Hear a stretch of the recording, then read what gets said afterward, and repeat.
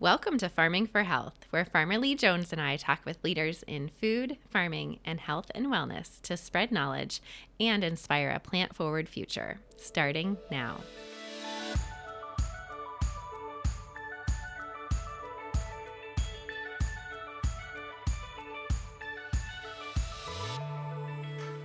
Welcome to the Farming for Health podcast. I'm Dr. Amy Sapola, and today I have the pleasure of being joined by Kevin Boehm. He's a restaurateur, entrepreneur, and soon to be an author. Welcome. Thank you very much. I'm so happy to be here. Yes, it's such a pleasure to have you on. And first, I just wanted to start off talking about your club, BIAN, because with the wellness concept, I feel like it really is unique and cool and a great way to start off the show today.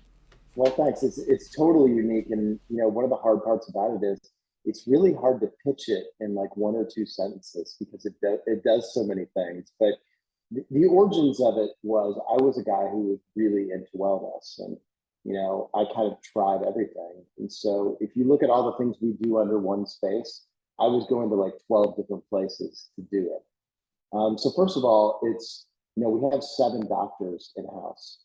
So it's both a private club, but it's also a medical facility, and really, so mind, body, and soul. So we have a full-time internist, a medical director, a doctor of Chinese medicine. We have a naturopath. We have a psychiatrist. We have a doctor of Ayurvedic medicine. We really try to cover all the bases for true holistic health. But at the same time, it's social. There are 2 restaurants inside of it. There's a listening room with 2,000 records, but it's also a health club. So we have a private yoga room. We have a Pilates studio. We have 2 different studio spaces with infrared heat. We have a massive gym. We have an outdoor gym. And then we have little things like, we have an infrared sauna room, and we have a nap room with a Hasten bed in it if you want to take a nap. We have steam rooms with 50-degree cold plunges in the center of them. It's a 5-foot hole that you can dive into. And then we have a full beauty department. So we also do injectables and threading and facials and Venus Legacy and True Sculpt. And there's about 800 different things you can do inside our one place. Wow, that's Um, incredible. Can you tell me what inspired this? Like, I know you said kind of your own wellness journey, but a little deeper into that. Yeah, well, sometimes people joke. They were like, "Well, you just kind of wanted this for yourself, so you decided to create it into a business." Not totally untrue.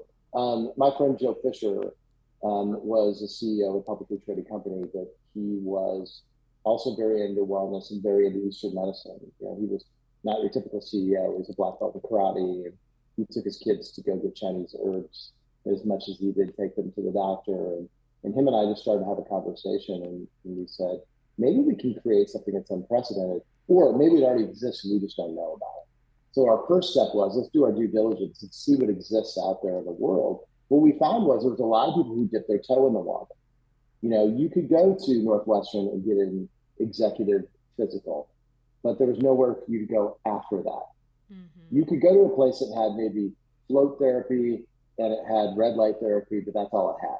Or a place that had yoga, Pilates, and a gym, and maybe a medical center. But nobody who put all that stuff together. And I think the best example of how our place can truly work in a miracle sense. There was a member who went to go see our doctor of Chinese medicine, and he went to her every couple of weeks, and he just mentioned something that he wouldn't normally even mention. It was sort of to him innocuous. It was he had a little bit of numbness in his right leg, and Sandra, our doctor of Chinese medicine, was like, she's a really powerful healer. And about 15 minutes in, she's like, "Hey, I want to stop here and I want you to go upstairs and get your blood work done." Got his blood work drawn. There were some irregularities. They did a CAT scan, found a lesion on his kidney, removed 40% of his kidney a couple weeks later, and he could have been dead in 6 months. Wow. So this idea that you have doctors of both Eastern and Western that are speaking to each other, and you can probably speak to this, Yeah. is not something that always occurs. And mostly because when I've talked to other doctors, my doctors in the past, that they just hadn't vetted anybody who was Eastern medicine or didn't know enough about it to send you someone that they could stand behind. The Right. difference with us is all these people are sitting around a table all the time. They've already been vetted by our medical board. And so a lot can get accomplished when you look at everything. When you're wearing a glucose monitor and you're getting your blood work and you're working out with somebody and somebody's doing body work and acupuncture, you can learn a lot about the human body. Oh, absolutely. And one thing I think is really interesting too is that you have the restaurant food piece in there with all of this wonderful like health and wellness, all the wonderful health and wellness services you offer. Can you tell me about the food in the restaurants that help support this journey as well? I will. I think one of the reasons I've been able to stay relatively young is because I've been eating food in my restaurants that actually come from farmers for a long, long time. Most of the meals that I eat are have been cooked by my own restaurants for 30 years. That's amazing. And there's a lot to be said for that. They're not I don't eat a lot of processed food. You know, I occasionally have a craving for a Haribo gummy bear, and I give into that. But other than that, um, so the first idea was let's use the same principles that we use at all of the Boca Restaurant Group restaurants to serve within this place, which is, product is maybe more important than anything, right? Um, and using a pretty light hand. We look for somebody who one will let the food speak for itself. We sell a tremendous amount of bowls inside that place because we do have so much beautiful produce, and we can create great bases like cauliflower rice, and we do a lot of things that are keto or whole 30 or vegetarian. And so in building it, we were like, okay, we are a private club, so you have to create a menu that does have some kind of broadness to it, because sometimes somebody does want a burger, right? So it's not just a health food restaurant, but everything that we serve in there has integrity to it, and has the idea of health at least behind it, by serving stuff that is, grown by the best people in the world, Yeah. and cooked by artisans and cooked from scratch and using great products.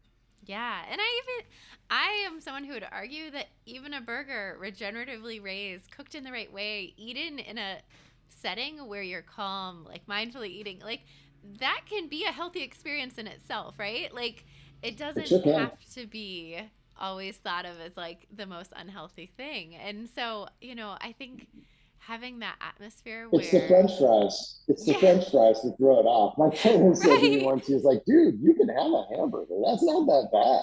Yeah. Because he's like maybe we skip the cheese for right Yeah. now, Yeah. And I mean, if but it's not like, I think factory farmed burger is a lot different than a regeneratively raised, pasture fed animal eating its natural diet with a lot of diversity and phytonutrients, right? And so, 100% true. like you talked about sourcing is, I Yeah. think, really the key when it comes to the My healthfulness of yeah, this. my mom was one of 14 kids who grew up at a farm in Roscommon, Michigan, Oh, wow. and most of her brothers and sisters um, ended up having their own farms or working on farms. And so even though we moved to Springfield, Illinois when I was a kid, and we definitively did not live on a farm, my mom still got a plot. Sangamon State University in Springfield in the 1970s were allowing people for free to have these little garden plots on their land. And so we had this, I couldn't even tell you what size it was. It was probably, I don't know, 30 by 30, and my mom allowed my sister and I to have a small part of it and grow whatever we wanted to grow. And so I grew tomatoes, and that was my first entrepreneurial job, was selling garden fresh tomatoes in my driveway. I've got a great picture of it, 1980, that I sold for 15, 20, and 25 cents in my driveway. That was my first job. So Agricultural technically, era. yes, yeah. So technically, I've been in the food business since 1980. That's amazing. Let's talk a little bit more about the food business too. So, I know you Sure, started very young. What did. inspired you to get into food? A message from our sponsor.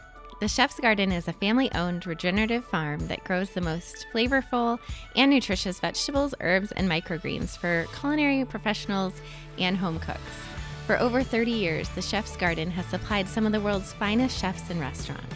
Now, through Farmer Jones Farm, the same delicious ingredients are available to home cooks in the United States to use and enjoy, delivered directly to their homes.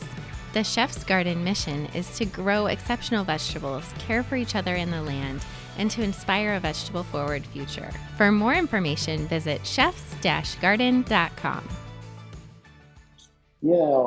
I've told this story a bunch, but I told my parents when I was 10 that I wanted to own my own restaurant. And it had nothing to do with like the growing tomatoes part. It was more, we were far from fancy.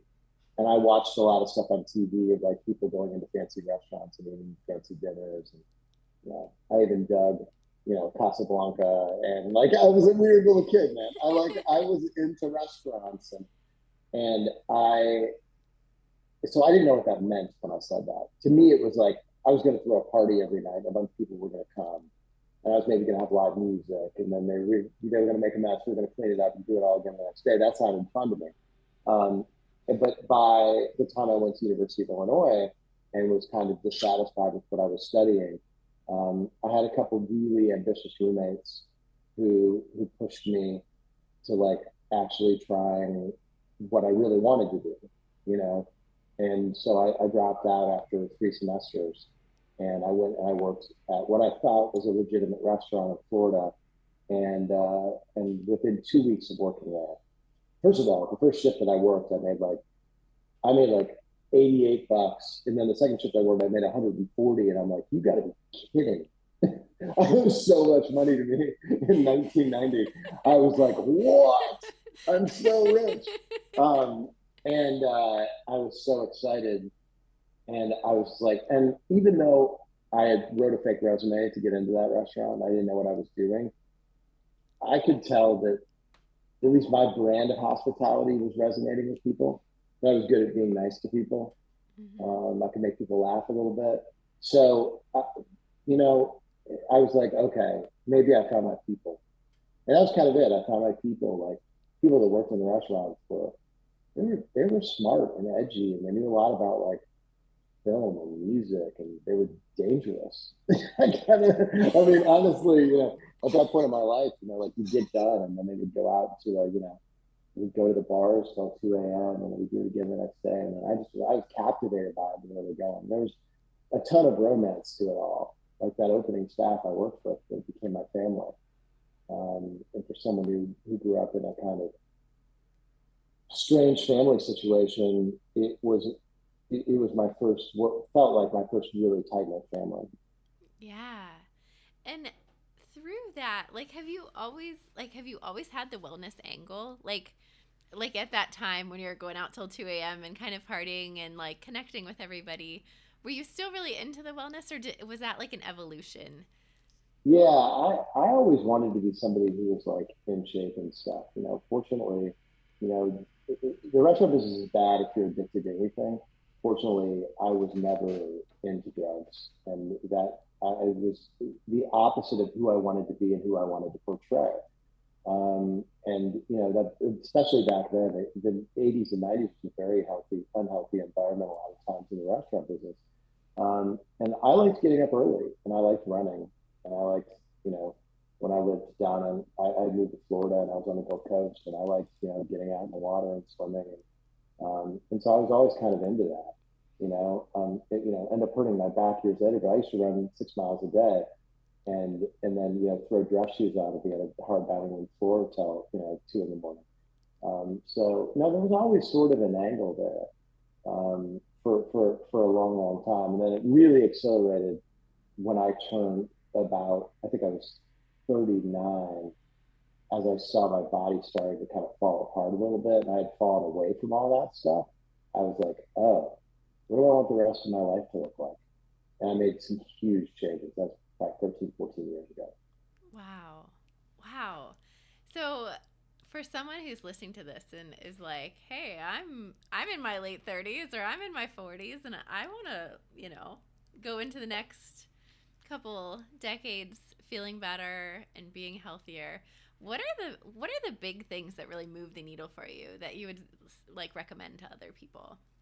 Well, First of all, you can work out anywhere. So for the people who are looking at it and saying, well, working out can be expensive or joining a gym, the great thing is YouTube has a million things on there. So you can practice yoga. You can do a lot of exercises in your own home using a chair, using the floor, using your own body weight. But I would just say that we all spend money on things. You look at how much you spend on Starbucks every single morning. Then you put that into a monthly fee. I think most people can rationalize being like a member of Core Power Yoga or something of that nature. Go somewhere that not only has great exercise, but has a great community. I think Like I that's found, huge. Yes. yeah, the community becomes a contagious behavior, and you're not just going every morning, but people are holding you sort of accountable in a way. And you're like, man, I really like going to yoga, but I also really like seeing Steve and Judy because they're always there. And if I don't go there, then I'm going to feel, it's almost this like guilt like feeling, but you're happy once you got there. I'm always happy that I got to my mat. I'm always happy that I got to that gym floor when I did. Sometimes it's just hard to get there. And so that's life though. A lot of the good things, once you have inertia, perpetuates you towards Mm-hmm. something that's great. It's the starting of it. So when you're 38, 39, you start to get up every day and your back hurts and all these things happen. It's easy for you to say, man, it's going to be hard to get back into shape. Yeah, that those first 2 months, that's hard. Most of the things you've done in life that were worth something was hard, right? And so that's what I'd say to people. Is like that feeling you have right now that's really hard. That's the way life works. So get past that and get into that beautiful middle area where the inertia is carrying you, and then it's easy. And that's Yeah. where I'm at. It's just part of my life now. I don't even think about Yeah. Let's talk about that. What does a typical day look like for you? Like, what's it. Oh, kind of geez. your routine? I know this could There, be a hard question, there but there's really not a typical. I'd say the only thing that's typical is, most days during the week I would take one of my children to school. And I end up at BIAN in the morning if I'm in Chicago, and it's a pot of green tea, and I start my day writing.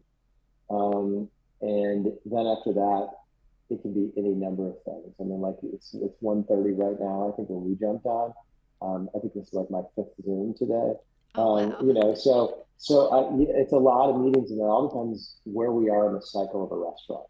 Mm-hmm. I do a lot of development these days, so I've opened 40 restaurants over the last Wow. 30 years. So a lot of what Rob, my partner, and I do now is those first like 50 things on a critical path. You find the building, find the talent, design the space, get the concept together, figure out the financial model, raise the money, all that type of stuff. And so, depending on where we are in all those things, my days can be pure chaos. Or, there are days where you're jumping back into the things that you haven't been able to do for a couple of weeks. You're like, you know what, I should probably go visit this person and go sit down with this person because I haven't talked to them in a while. But it's never boring. I'll tell It you doesn't. that. It's been 30 years of excitement. And I'd say the biggest change for me now is that I build wellness into my calendar. I remember seeing an Oprah episode many, many years ago, and she had like a Palm Pilot at the time, and her trainer said something to her like, "You do whatever that Palm Pilot tells you to do. Make it tell you to work out." And I never forgot that, and so I put stuff in my calendar like, "Go do that meditation class," or, you know, "Make sure you do a workout here." Look at the calendar and go do it.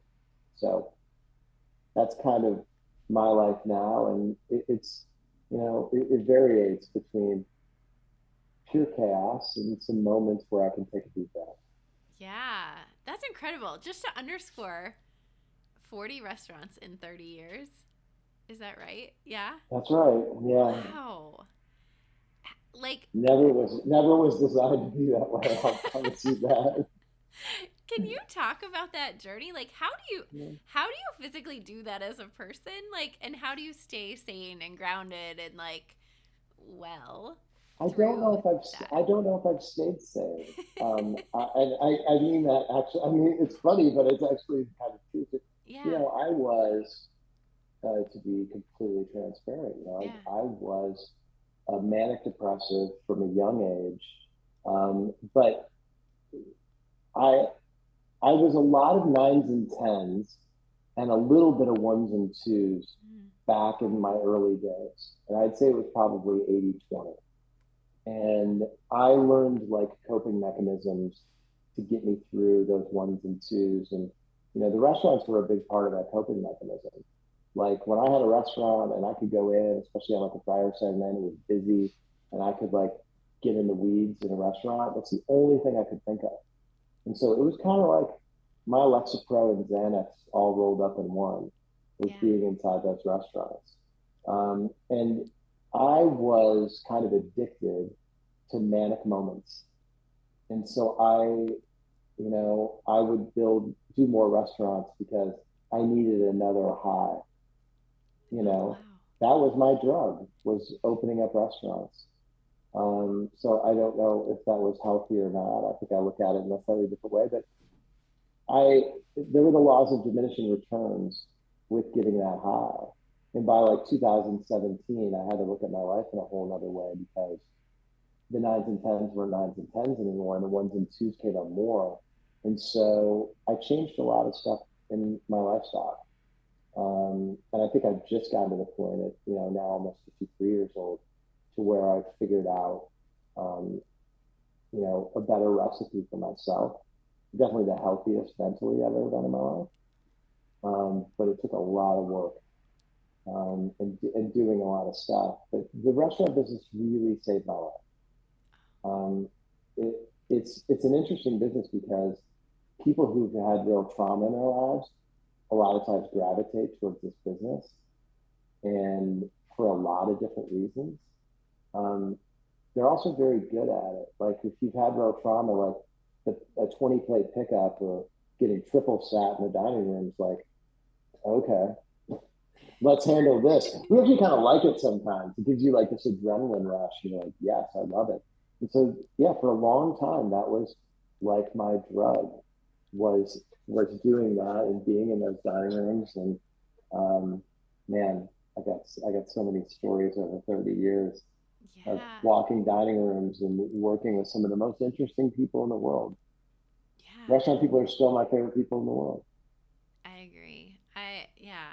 And I appreciate your transparency and your honesty there because sometimes, I don't know, it's easy to be like, wow, he's just superhuman, you know? like, so I really Well, there's a appreciate you long sharing time that. where, well, you know, there's a long time where you don't want to show any of the bad stuff because you're afraid it might make you look bad or look vulnerable or whatever. You want to portray a certain look, but you know, it's a lot more helpful to hear somebody else who's in the same place as you than what we all do on Instagram sometimes, which is show the best of ourselves, which just creates distance and people thinking, well, I'm a million miles away from that.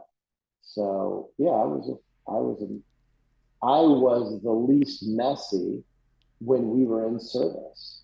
Mm, You know, when I was busy and doing stuff in the restaurant, that's what kept me the most centered. yeah. So without the restaurant business, it could have been a real shit show. Wow. That's so interesting. And I think it just, it really like teaches so many lessons just in your story. And I think being honest lets you, like, makes you relatable. And, you know, I think people appreciate that. I know I appreciate that a lot. So, when it comes to like creating this like unforgettable experience beyond just like the great food, how do you do that? And how do you keep doing that in all of your restaurants? Well, you just have it's paying attention to the details.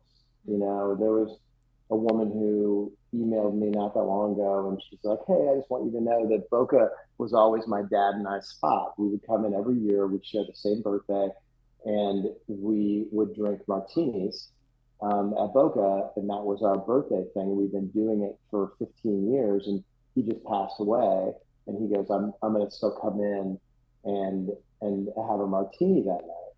And so as soon as I get something like that, that's, you have to seize a moment like that. And so Yeah. we went and we had two martinis etched with her dad and her name on it. And then we changed the cocktail list for that night, and we renamed one of the cocktails after her father. Oh my And gosh. so we built a beautiful box to put the martini glasses in.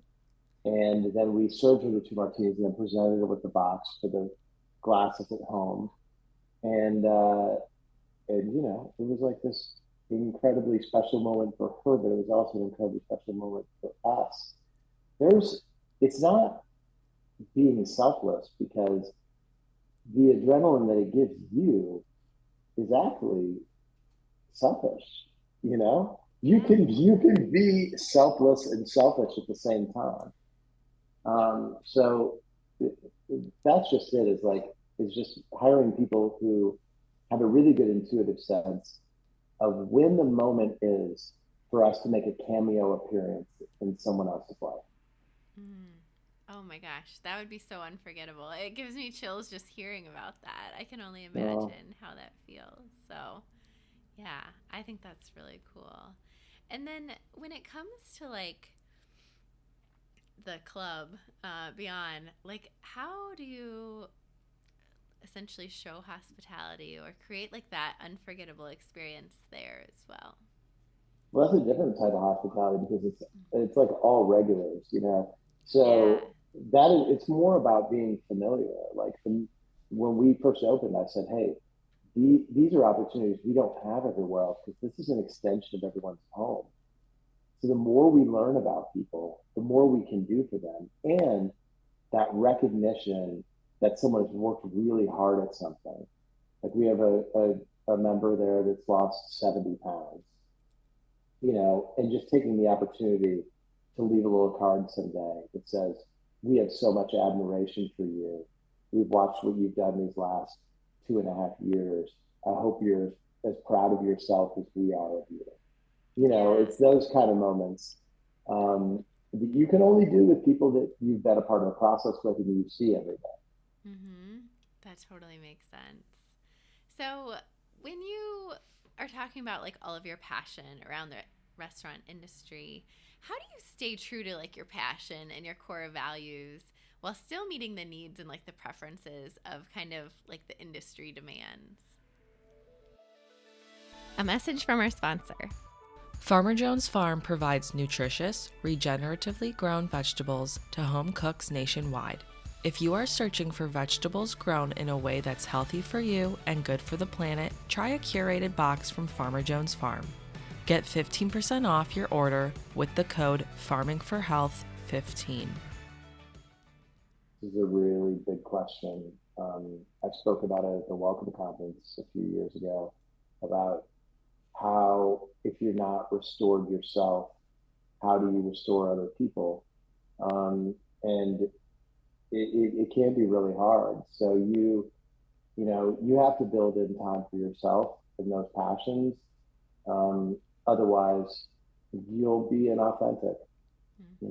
I think that Chicagoans especially have a really good bullshit detector, and they know if you don't mean it or not. So for me, like, my original passion was being on the floor and talking to people and doing that whole thing. And I don't get to do that much anymore. It's different with a big company. And so I have to balance the things in my life because there's a lot of tedious things that I have to do with the things that restore me. And that allows me to both take care of guests and like take care of myself. Yeah. Oh, totally. All right. So, what's one of your most memorable moments when it comes to hospitality? I know you shared one. Do you have any other memorable ones? I do. This is my favorite one. In the late 90s, a gentleman came in and it was his 25th wedding anniversary. And his father had given him a bottle of 1961 Chateau Lafite for on their wedding day. And so which is one of the great bottles ever, like probably at that point worth $5,000. Oh, And he wanted me to decant it before the party. Now, this bottle was so important because the father had now passed away. So it represented his dad being there. And so important that it was actually the picture of the invitation. The invitation to the party was the bottle of the 61. And so I go to decant it and the bottle's corked. Oh And no. the man cries, like, like really cries. He's so upset. He'd stored it all these years. And I was like, hey, you and I are the only ones that know that this bottle's corked. What if we try to figure out how to replace it with something else? He goes, I have a wine savvy crew. You cannot replace this with like a bottle of 1992 Silver Oak. They're going to know the difference, you know? And I was like, let me make a phone call. He goes, I don't have the money to like buy another bottle. I go, let me just make a phone call. There was a man down the street who had a beautiful wine cellar that I had been to. And he was this great guy and a romantic. And I called him up and I told him the story. And he goes, I'll be right back. He came back. He goes, I tell you what. He goes, I have a bottle of 66 Lafite in here. I'll sell it to him for $100. Oh my And I gosh. was like, I'll be down to, I knew I was going to pay for it if he didn't. I was like, I'll be down to get it right now. Ran down there, got that bottle, washed out the bottle of 61, decanted that bottle, you know, threw away the bottle of 66, put the bottle of 61 next to it. Everybody came in. The guy gave this 20-minute speech about his father that brought the house down, not a dry on the house. And then we poured the wine in the decanter for everybody, and he gave a toast. At the end of the toast, everybody's clinking and saying, "Oh my God, this wine's so beautiful." The man came over to me, and he poured the last 2 ounces of it in a glass for me, and he was like, he grabbed me by the face, and he kissed me on both cheeks, and he whispered in my ear, he goes, "You are a beautiful liar, young man." And that's my favorite story. It's just such a good story. He was so happy. You know, I think that we are the only ones that knew. Yeah. Oh, And that's so cool. it could have easily just been a disaster, Right. you know, where he had to tell everybody, and even he was so happy that it turned out that way. He said to me, he goes, "My dad would have loved this." Oh, that's awesome. What a great story. Oh my gosh. Yeah, Yeah. Huh. So, talking about sustainability, as you know, we're a regenerative farm. Sustainability is a big sure. deal. Um, how how do you like see sustainability within your restaurants and your companies and beyond? How do you see sustainability? How do you implement it? Do you those sorts of things? Yeah, well, first of all, there's a reason why we have 7 chef partners, because when you build a big company, it's easy for culture to get watered down, right? Mm-hmm. If you don't have somebody protecting it. And so part of that vetting process is you look at, you know, Lee Woolen and Giuseppe Contori and Stephanie Azar. These are all people who care about who they get food from. These are all people who care about what happens to the environment. Mm-hmm. So that's part of that vetting process. And then they take ownership of those properties. So it's easy to write the guiding principles of a company down in saying that sustainability is one of those things. But you have to have somebody who carries the torch for all of those things. And for us, it's creating owners in each of those places, partners who are going to withhold that stuff, uphold that stuff at all costs. Yeah. Yeah. All right. So our podcast is called Farming for Health. When I say farming for health, what does that mean to you? Um, I think I talked about it a little bit before, but like one of the reasons that I'm so healthy is because I I really do eat farm fresh food, you know, and they made it. So I should say I should say the world makes it very difficult sometimes, depending on where you live, to eat healthy inexpensively, Mm-hmm. right? The small towns, a lot of times, you know, people eat fast food not just because they become accustomed to it, but because that's what's affordable.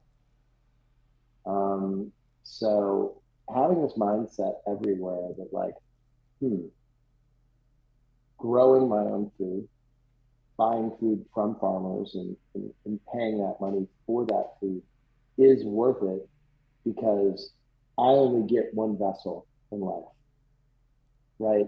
This is the only one of these I get. Everything else I buy in life has designed obsolescence. My car is only going to last 140,000 miles. This is only going to last this. I only get one of these. So what am I putting into my body? And to me, when I think of Chef's Garden and the great farms around this part of the world that we serve in our restaurants, it's the kind of food I want to put in my body. And I know that I'm doing all the other stuff, all the stuff I do at BIAN. It's only good if I'm filling my tank up with stuff that's healthy. You know, I can't give my car a detail every week and put rubbing alcohol in the engine. Right. You know, Yeah. And expect a certain result. So when I hear farming for health, I just think of that's a requisite priority for me being healthy. Yeah. I love that answer. All right. Any last thoughts you wanted to leave our listeners with today? I just want to say that, like, I talked about a recipe before, and I live in a world of recipes, but we all have our own recipe for life, and that's health, mind, body, and soul. I do a recipe card every single year. It's sitting in my kitchen right now. It said there are my rules for the year. This is how I want to eat, sleep, um, commune with people. These are the kind of people I want to be around. Um, I think that's important. Instead of New Year's resolutions like everybody used to do a recipe card for yourself.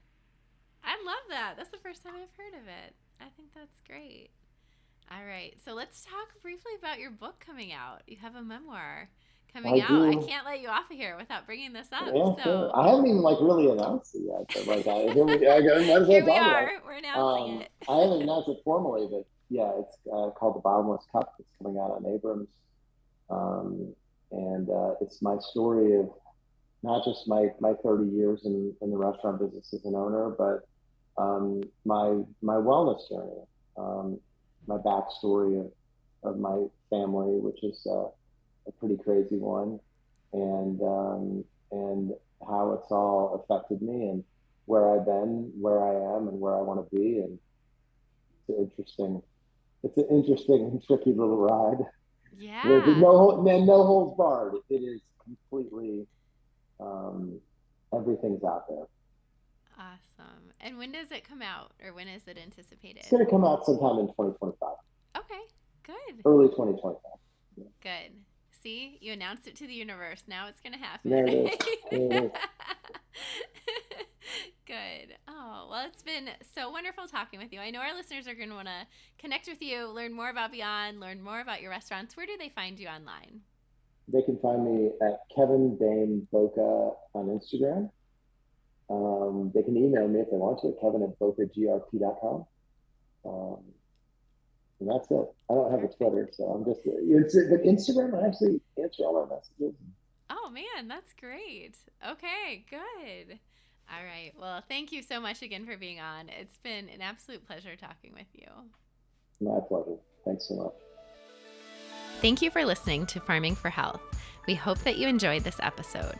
Connect with Farmer Lee Jones and I on Instagram and Facebook.